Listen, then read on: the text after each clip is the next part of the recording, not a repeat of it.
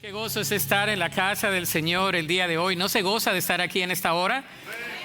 Un aplauso fuerte al Señor. Bienvenidos a todos los que estamos aquí en Dallas, los que están en línea en alguna de nuestras sedes, los que nos ven quizás a través de alguna de nuestras plataformas.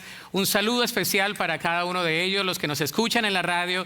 Siempre tenemos un saludo para ellos, invitándoles para que si todavía no nos han visitado aquí en persona, que lo puedan hacer. Aquí con nosotros tenemos bastante espacio para cada uno de ustedes. La palabra de Dios es hermosa. ¿Cuántos creen que el Dios tiene un mensaje para nosotros el día de hoy? He estado predicando este mensaje ya por 2 veces. Esta es la tercera y esta va a ser en el lenguaje del cielo, en español. Así que le pedimos a Dios que al abrir la Sagrada Escritura podamos aprender lo que Él tiene para nosotros el día de hoy. Oremos. Dios, gracias. Gracias porque tú estás aquí. Te damos gracias por tu Espíritu Santo. Te damos gracias por lo que estás haciendo. Te damos gracias, Señor, por la alabanza, la adoración. Gracias, Señor, porque podemos exponer nuestras cargas, venir con nuestras situaciones, pero también con nuestra adoración, presentándonos delante de ti. Y pedimos, oh Dios, que ahora a través de tu palabra, que seas hablando a nuestra necesidad.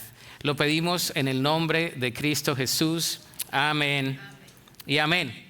El verano está corriendo y como iglesia no hemos parado en diferentes actividades.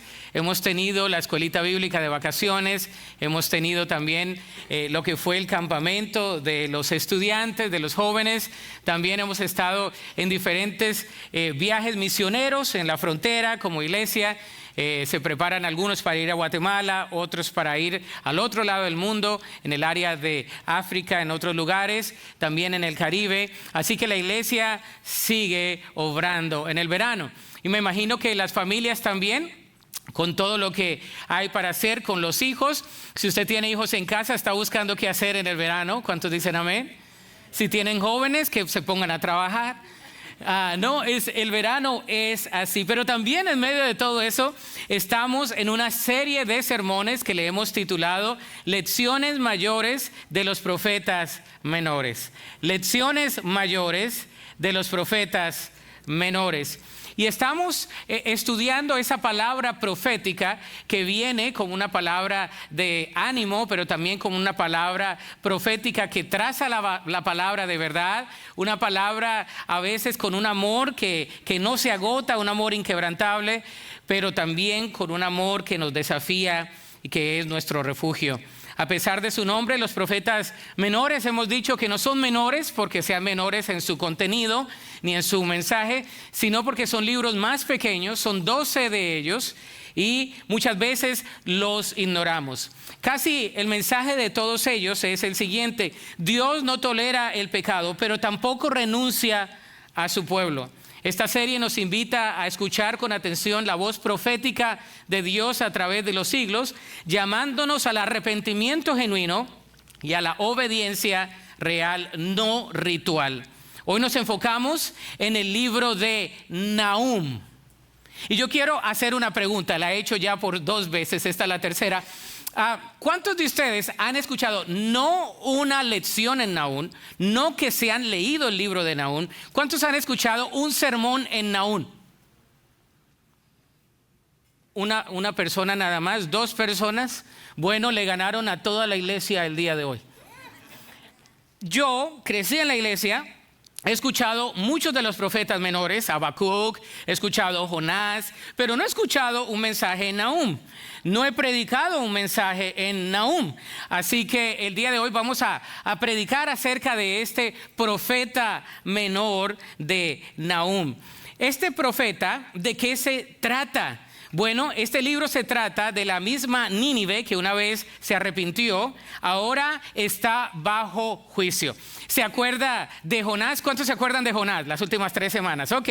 Bueno, encapsulamos en 2 minutos la historia de Jonás. Jonás recibió el mensaje de Dios que fuera a predicar un mensaje hacia Nínive. Sin embargo, él dijo: no voy a Nínive, agarro un transporte, compro todos los boletos y me voy hacia Tarsis. En el camino camino, en el trayecto, Dios manda una tempestad y entonces se dan cuenta que el culpable es Jonás, es echado en el océano es tragado por un gran pez, que no fue una ballena. En el gran pez, entonces él se arrepiente parcialmente y el Señor lo vomita a través de un gran pez allí en el lugar donde tenía que predicar en Nínive. Y comienza reluctantemente a predicar un mensaje de 5 palabras en hebreo. Las 5 palabras son: arrepiéntanse o viene la destrucción para Nínive. Arrepiéntanse o viene la destrucción en 40 días para Nínive. Esa es la traducción de Rolando David Aguirre. Usted búsquela ahí en la escritura. El pueblo se arrepiente con ese mensaje tan aburridor. Hasta el rey se arrepiente, pone a ayunar hasta los animales, a los niños, a todos. Y Jonás se va de la ciudad hacia afuera, está viendo desde afuera enojado y dice: Señor, por eso yo sabía que tú eres un Dios grande en compasión, es mejor quítame la vida. El Señor le dice que lo guarda, crea allí una planta para cuidarlo a él del sol, y termina el libro con una pregunta de cómo Dios no iba a tener misericordia para Nínive, donde habían alrededor de 125,000 personas, más animales en ella. Así termina el libro de Jonás. Ahora, como dicen en inglés, fast forward, ¿verdad? 125 años después, la misma Nínive que estudiamos con Jonás, ahora Nahum, diga conmigo Nahum. El nombre Nahum significa consuelo, pero Nahum viene a dar una palabra de juicio. El mismo Dios que extendió misericordia a Nínive, ahora va a extender su juicio en contra de Nínive. El amor feroz de Dios que lucha por los oprimidos prevalece sobre la maldad y preserva a los que pertenecen a él. El mensaje de Nahum habla de la injusticia en cualquier lugar, pero en este momento el pueblo de Israel, recuerde que el pueblo de Israel tiene 2 lugares, ¿verdad? O se fue dividido las tribus en lo que fue la parte del norte y la parte del sur. En la parte del norte habían 10 tribus que ya habían sido desmanteladas. 10 tribus en estos momentos en la historia del pueblo de Israel. Ya las 10 tribus del norte, bye bye, see you later, ya no existían, ¿verdad? Estaban desmanteladas. Pero había un remanente de abajo en el sur que era Judá. Diga conmigo Judá, para que no se me duerma. Judá estaba en medio del asedio, de la opresión del imperio asirio. Y entonces, en medio de la opresión, en medio de la dificultad, viene una palabra profética de juzgar a Asiria, pero también de dar esperanza y paz a Judá. Así que el día de hoy vamos a ver eso en Nahum capítulo 1, del versículo 1 al versículo 3. Nahum capítulo 1, del versículo 1 al versículo 3. ¿Cuántos están listos y listas? Está ahí en la pantalla. Dice lo siguiente, la Sagrada Escritura: profecía sobre Nínive, libro de la visión de Nahum, de Elcos. Jehová es Dios celoso y vengador. Jehová es vengador y lleno de indignación. Se venga de sus adversarios y guarda enojo para sus enemigos.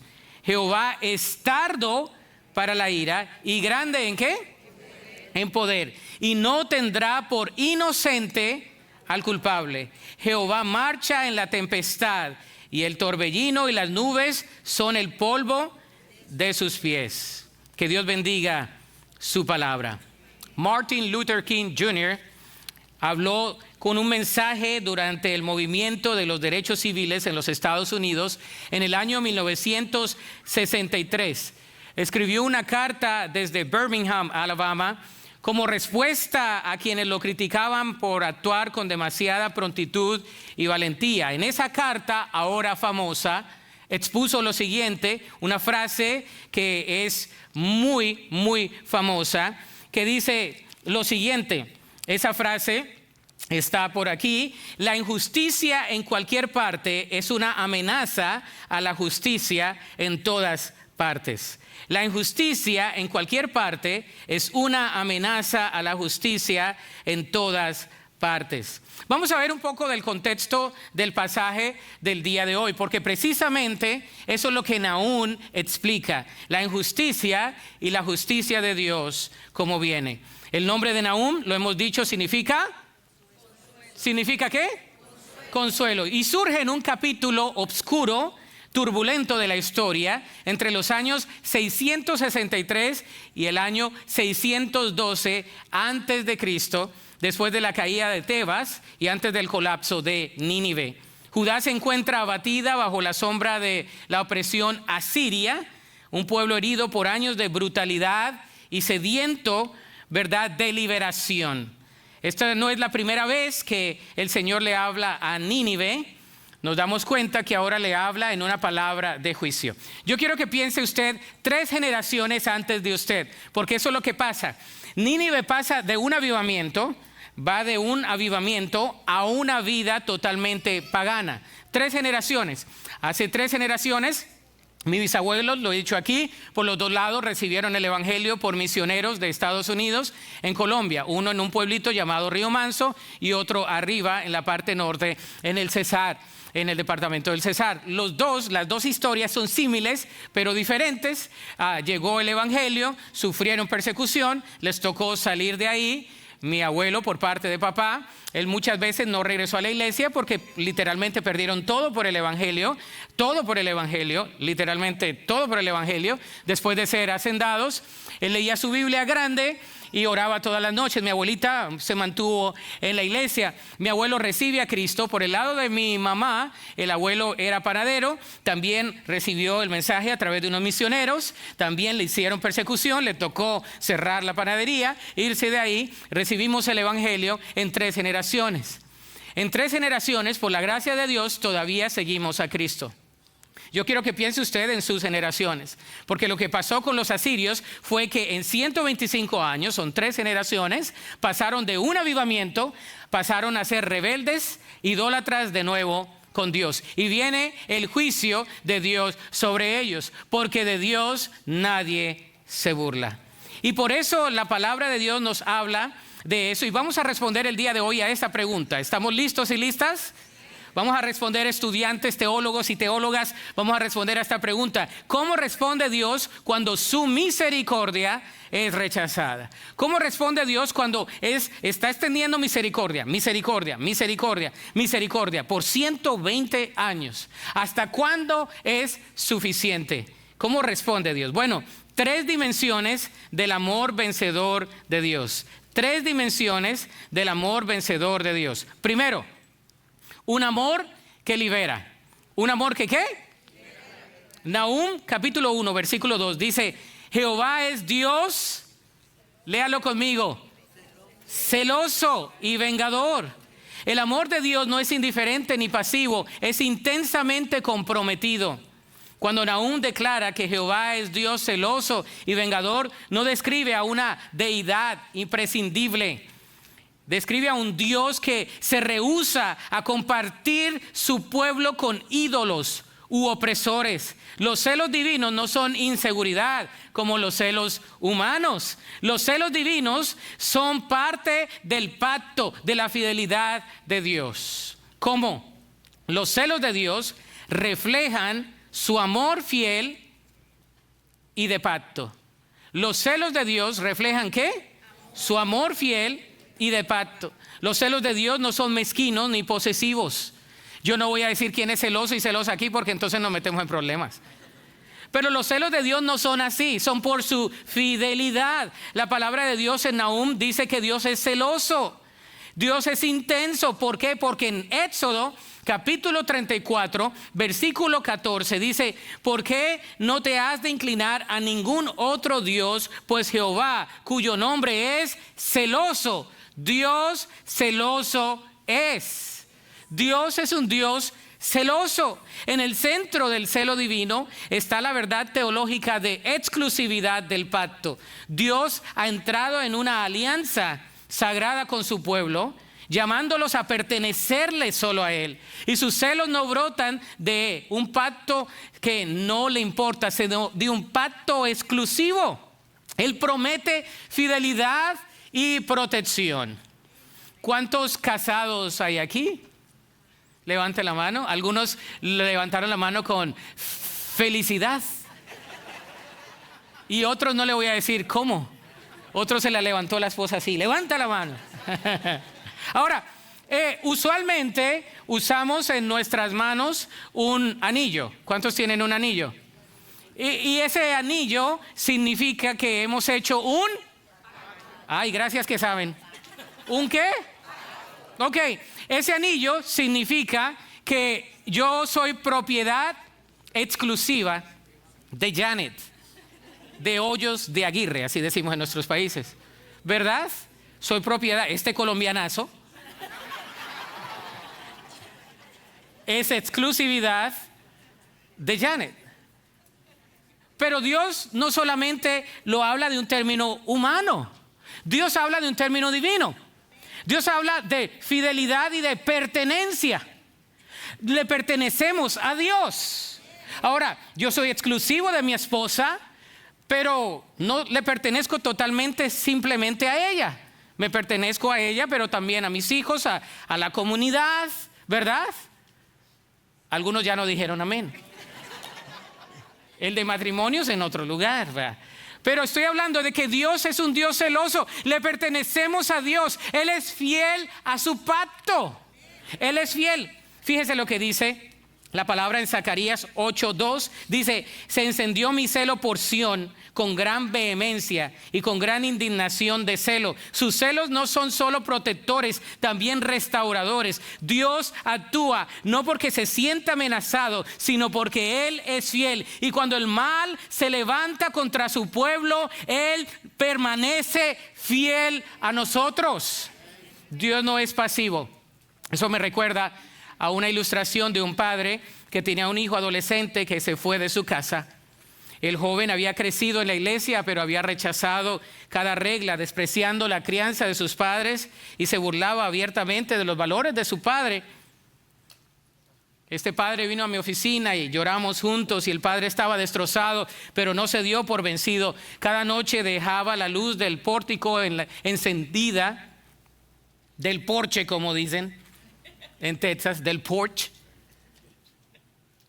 Hacía la cama, sacudía los estantes e incluso cambiaba las colchas o las sábanas de su hijo en su cuarto. Su mamá me dijo, la mamá del niño, esposa del hermano, me dijo que cuando le preguntó por qué lo hacía, respondió estas palabras que las escribí porque fueron impactantes para mí. Dijo: este cuarto es un símbolo de mi promesa.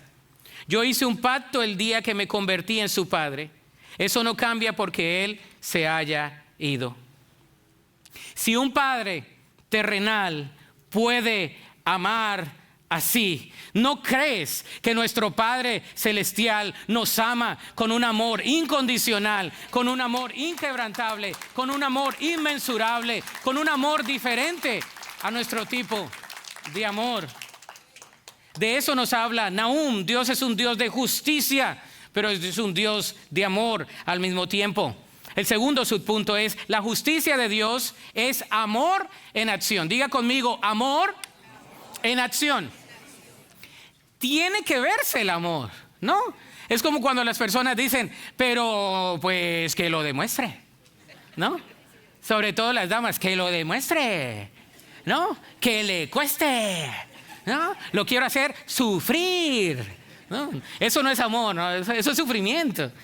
Ahora, la justicia de Dios es amor en acción. Fíjese, la justicia de Dios no está separada de su amor. En el Antiguo Testamento, la palabra hebrea más comúnmente utilizada para justicia es mishpat. Diga conmigo: mishpat. Ah, qué bonito se escucha. No es ni inglés ni español, es hebreo. Y significa, expresa mucho más que corrección legal, porque cuando usted habla de justicia dice: qué bueno que le cayeron con toda la justicia, ¿no? Es una connotación legal. No, en el término bíblico, en el Antiguo Testamento, lo estudié para mi tesis doctoral, mishpat habla de un orden divino. Equidad, fidelidad relacional, se refiere al compromiso de Dios de establecer lo que es correcto, justo y restaurador conforme a su pacto. Implica defender al vulnerable, corregir lo torcido y restaurar el shalom, la paz, la plenitud en la sociedad. Lejos de ser una simple retribución fría, el mishpat fluye del carácter de Dios como justo, compasivo, asegurando que la justicia no solo sea un principio, sino que sea la expresión personal de su amor santo. Dios es un Dios de mishpat, es un Dios de justicia. Las cosas con Dios, como decían los abuelitos y las abuelitas, hay un Dios, allá hay un Dios, sí, hay un juicio. Y un día las cosas no serán como usted y yo pensamos. El día de hoy me di cuenta, no sé por qué estaba de atrás esperando para salir, me di cuenta que tenemos unos monitores bien fancy aquí en la iglesia. Hay unos monitores donde cada uno el micrófono, está bien lindo ahí. Pero abajo están saliendo las noticias. Y digo yo, wow, antes, y todas las noticias, qué bombas, qué bombardeo, qué guerra, qué aquí, qué allá. Y yo digo, estamos hablando de Nahum el día de hoy, y estamos hablando de situaciones muy similares después de muchos años, y tenemos que entender que nuestro Dios es un Dios de amor, que Dios es un Dios de justicia. Y en el corazón de esta verdad está la doctrina de justicia redentora. ¿Sabes cuál es la justicia redentora? Los juicios de Dios no son actos de rechazo final, sino intervenciones necesarias para realinear un mundo quebrantado con su carácter y propósito. Es decir, cuando vemos que Dios venga en el Antiguo Testamento en su justicia, vemos que Dios trae venganza para la gloria de su nombre, para cumplir sus propósitos. Nunca lo hace como lo hace el ser humano. En el Antiguo Testamento siempre hay un cuidado para los que buscan de Él. Todo el que buscó al Señor, el Señor lo protegió. Todo el que buscó al Señor, el Señor estuvo con ellos. El pueblo de Judá estaba en preocupaciones como nosotros el día de hoy. Pensé que me vine de Colombia en el 2001 y pensé que aquí no iba a pasar eso, pero me doy cuenta que en nuestros días la venida del Señor está cerca. Me doy cuenta que no importa de dónde vengamos, me doy cuenta que hay incertidumbre en el mundo, me doy cuenta que hay rumores de guerra, me doy cuenta que, como dice la palabra del Señor, hay dolores de parto, pero nosotros, la iglesia de Cristo, tenemos esperanza. Cristo está con nosotros, Él es nuestra esperanza de gloria, Él está con nosotros. Justicia en acción. Donde el poder humano oprime, la justicia de Dios libera al cautivo. Donde los líderes se rompen o se corrompen, Dios alza su voz por los débiles. Donde el pecado envenena el alma, su justicia comienza a sanar. Donde el mundo no tiene sensibilidad al dolor, su santidad aún siente. Donde el juicio parece severo, su misericordia, su gesed fluye en lo profundo. Donde los soberbios se exaltan, Él los humilla para levantar al humilde. Donde otros abandonan, Dios interviene. Donde la esperanza parece perdida, su justicia redime. La justicia de Dios no es la ausencia del amor, es el amor en misión. Es la expresión santa de la misericordia en acción. En Dios la santidad y el amor se mueven como uno solo, no para destruir, sino para restaurar, no para condenar, sino para redimir. Su juicio no es una ira impulsiva, sino intervención redentora que derriba la injusticia para afirmar lo que es bueno, justo y santo. Ese es nuestro Dios. Pero nuestra justicia es diferente. Señor, Padre, que le caiga la justicia. No, esa es la justicia nuestra. Se lo merece. Señor, Padre, ahora mismo, como Jonás, no, es que Jonás somos nosotros, ¿no? Ay, Señor, pero hazlo. Ay. Y cuando Dios lo hace, cuando extiende misericordia, cuando de verdad la gente se convierte, el pecador, el que no tiene esperanza, nosotros decimos, ¿en serio? ¿Really? Y la verdad, sí, Dios es poderoso y Él tiene misericordia con quien quiere, pero Dios es un Dios justo. Sigamos. Segundo, un amor que prevalece. Diga conmigo, prevalece. Versículo 3. En el torbellino y en la tempestad es su camino. Dios se está moviendo. Dios se está moviendo en la tempestad. ¿Cómo? El poder de Dios revela su propósito soberano. Ese es el primer subpunto del segundo punto. El poder de Dios revela su propósito soberano. La imagen del torbellino y la tempestad evoca más que fenómenos naturales. Se representa una teofanía. ¿Sabe qué es una teofanía? Es una manifestación visible de la presencia y el poder de Dios. Dios se manifestó en una teofanía, en una zarza ardiente, ¿se acuerda? Con Moisés. Esa es una teofanía. Dios se manifiesta su poder a través aún de la naturaleza. Lo vemos aquí. Y se enfatiza en el hebreo la frase el torbellino y la tempestad es su camino. Enfatiza que Dios no está simplemente asociado con el caos, sino que es soberano sobre él. Cuando la gente dice todo está mal, nadie tiene control. No, Dios es, diga conmigo, soberano. Él es soberano, Él es el Dios de la tormenta, no distante sino cercano. Él es trueno con su voz, la tempestad es su lanza. Lo que a nosotros nos sacude, a Él no lo altera. Lo que ruge aún es su santo canto. La tormenta que parece caótica es donde Él se mueve con poder. No espera cielos despejados, escribe su voluntad en la lluvia y en el fuego. Las nubes no son confusión, transportan su deseo. Los vientos obedecen su susurro. Las olas se inclinan ante su mano. Lo que parece devastación es donde Él toma su lugar. No huye de la tormenta, reina en medio de ella. Y cuando todo lo demás tiembla, su propósito permanece. Él es fiel en la tormenta. Me fascina ese canto que dice, ¿puedes tener paz? Y ya están los hermanos, paz en la tormenta. Porque son de esas canciones que pegan, ¿no? Porque todos estamos en tormenta. Y Dios está con fe y esperanza, ¿no? ¿Por qué? Porque es la tormenta. Todos estamos en tormenta. Dios es el Dios de la tormenta. ¿A cuántos de ustedes les gustan las tormentas? Levante la mano. ¿Hay uno que otro loco como yo? Yo crecí en Colombia, ustedes saben, y Colombia es montañosa. Cuando yo era chiquito me gustaban las tormentas. Mi casa era de esas casas pequeñas que tiene de esa teja que se le escucha todo. ¿Cuántos crecieron así? Sí, algunos dicen amén. Los que son de aquí dicen, what's that, pastor, what's that? I don't know what you're talking about. Right? Sí. No, muy fifi is nice. Ahora, sí, las tormentas, no, que llueve y se escucha todo.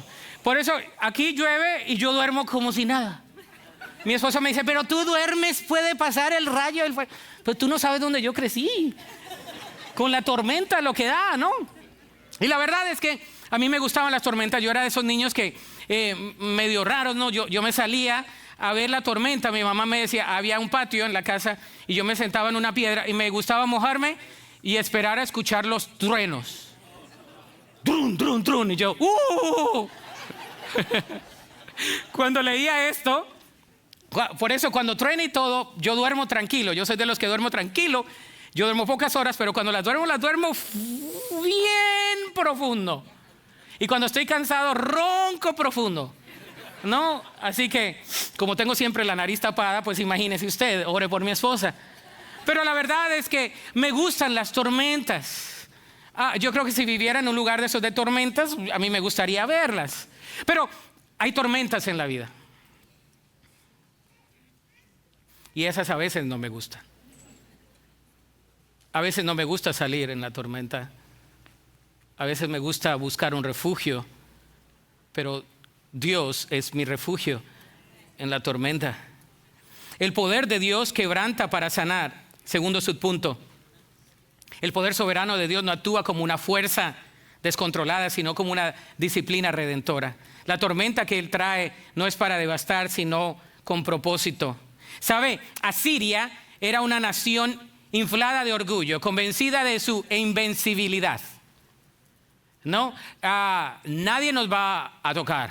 Los asirios eran brutales. Todo lo que lees de los asirios, googlee Assyrian Empire, ¿no?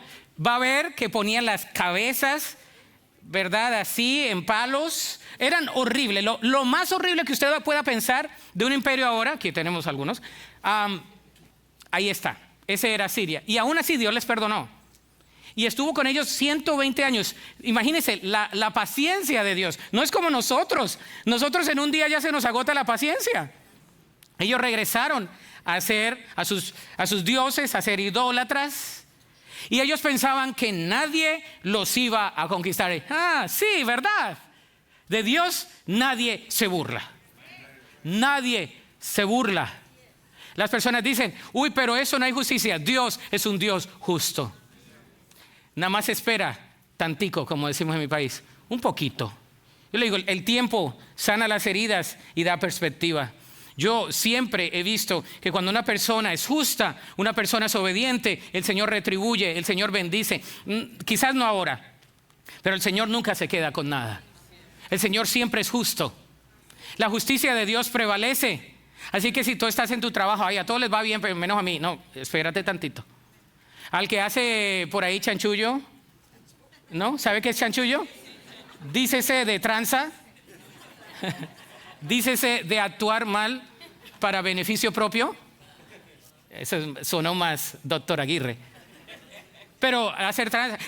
La justicia divina cae. La verdad siempre sale a la luz. Siempre. La verdad siempre sale a la luz. Y qué feo es cuando sale y apesta. Porque has mentido. Y es lo que pasó con Asiria. Ellos pensaban que eran invencibles, que no iba. No.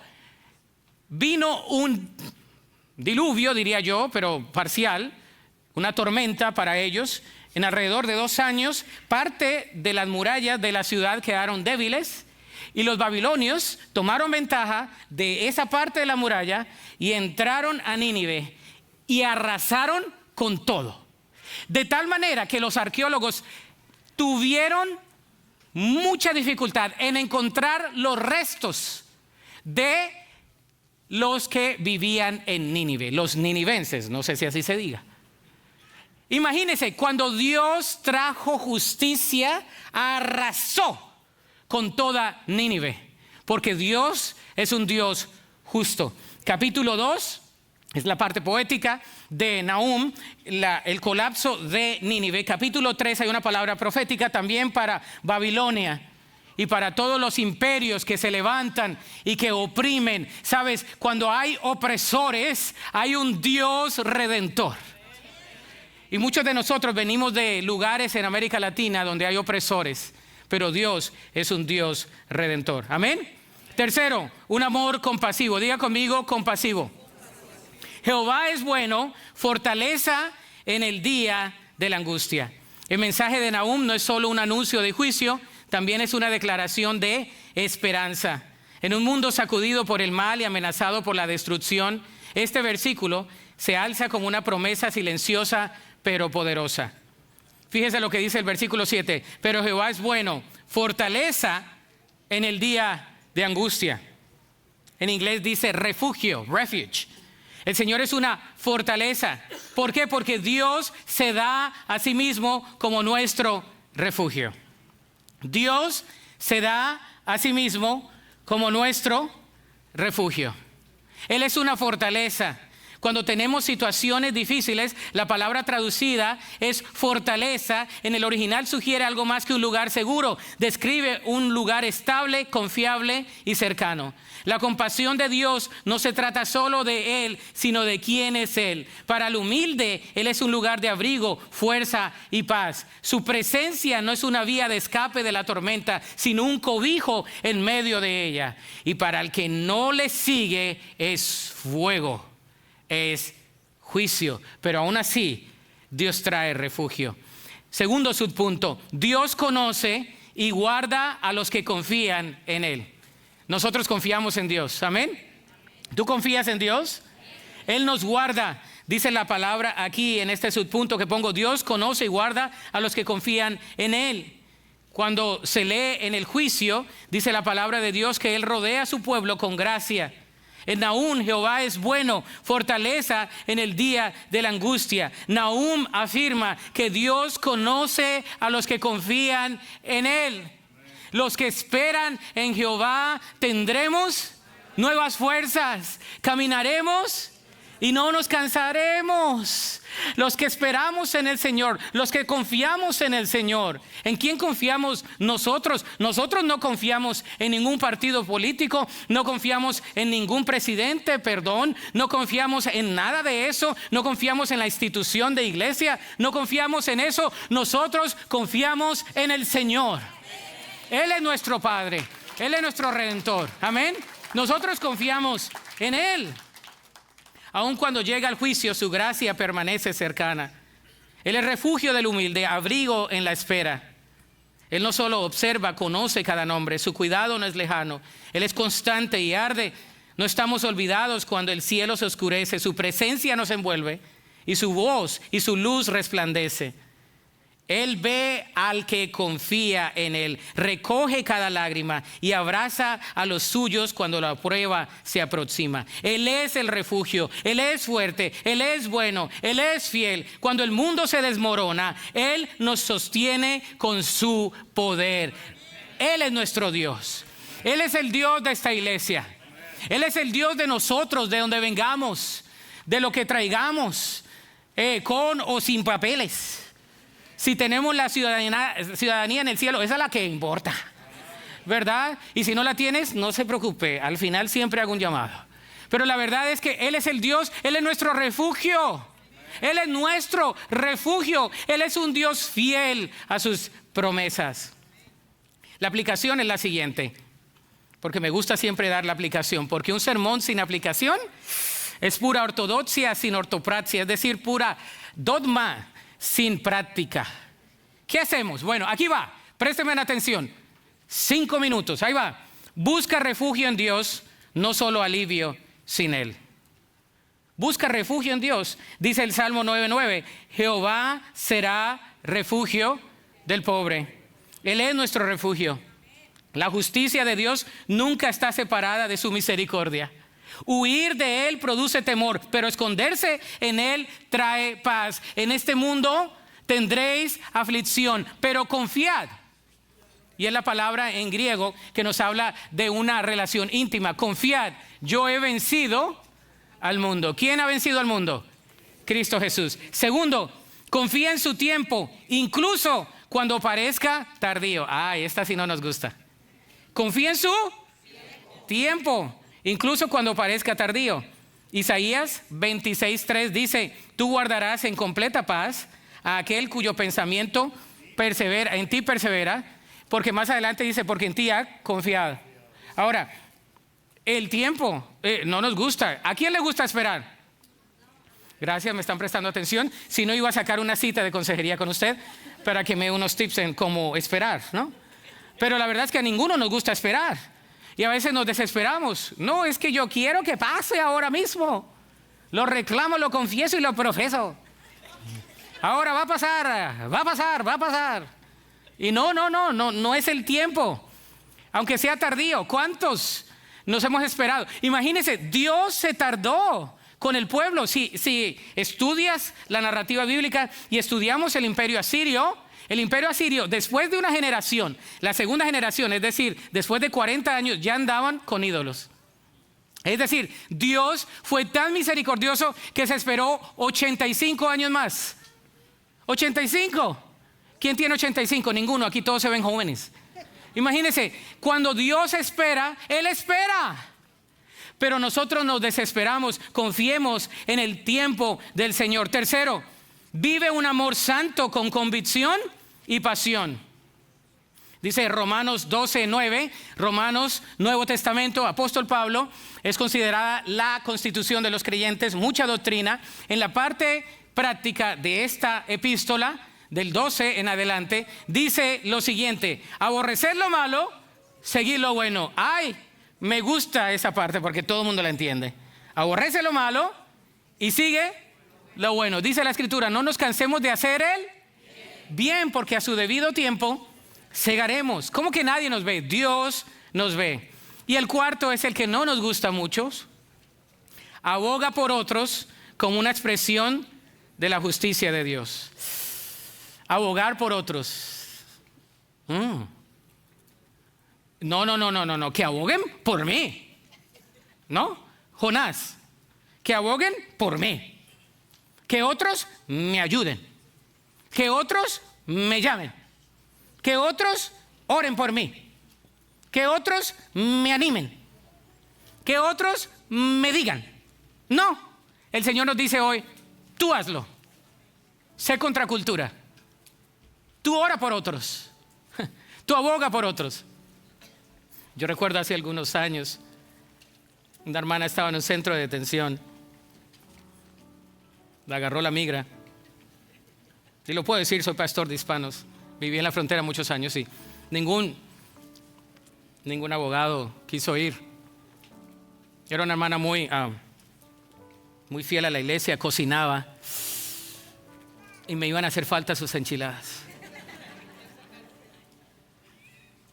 Agarramos cartas, la hermana fue parte de un programa en McAllen donde hacía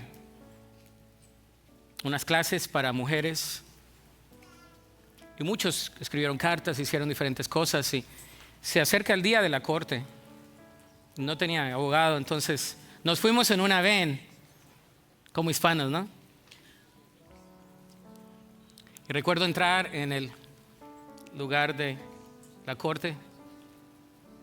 Me senté al lado de la hermana y me pregunta el juez, "Who are you?" ¿Quién eres? "Are you the lawyer?" ¿Eres el abogado? Le dije, no, soy su pastor. Y me pone los ojos así, me los abre como si le fuera a echar gotas. Me dice, "What are you doing here?" ¿Qué vas a hacer aquí? Le digo, nada más vengo a sentarme al lado de ella y abogar por ella. Oh, mira, sí. Le digo, aquí tenemos unas cartas, tenemos algo. Y mira, sí, como que estás fuera de onda, ¿no? Y entiende, manda sí una forma, dice, ok, que llene esto de asilo. No iba a ser el asilo, es mexicana. Pero lo que hizo en ese momento fue darle más tiempo. A veces, cuando salimos fuera de nuestra zona de confort, es fuerte, ¿verdad? Después de que salimos de ahí, así llegaron los gandayas, los abogados, todo el mundo quería el caso, querían la lana, que ya había una forma emitida. Es difícil. Ahora, no estoy diciendo que yo voy a ir a la corte con todos ustedes. Tengo mucha chamba. Pero lo que estoy diciendo, sí, porque ya me vayan allá. Ahorita ya el teléfono, ¿no? Tremendos, ya los vi con la cara. El pastor me va a representar. No. Abogado con sus leyes, ¿no? Lo doy como un ejemplo porque, no sé, fuimos movidos a compasión y lo hicimos esa vez. A veces es difícil. Sabes, cuando leo Nahum, yo veo a un Dios que siempre está liberando al oprimido, siempre está venciendo todo mal y siempre está cubriendo con refugio al fiel. Yo no sé, todas las cosas no salen así. Es muy difícil todo lo que está pasando. Yo no tengo las respuestas. Lo que yo sé es que mi Dios es fiel. Amén. Y Él no tendrá por inocente al malvado.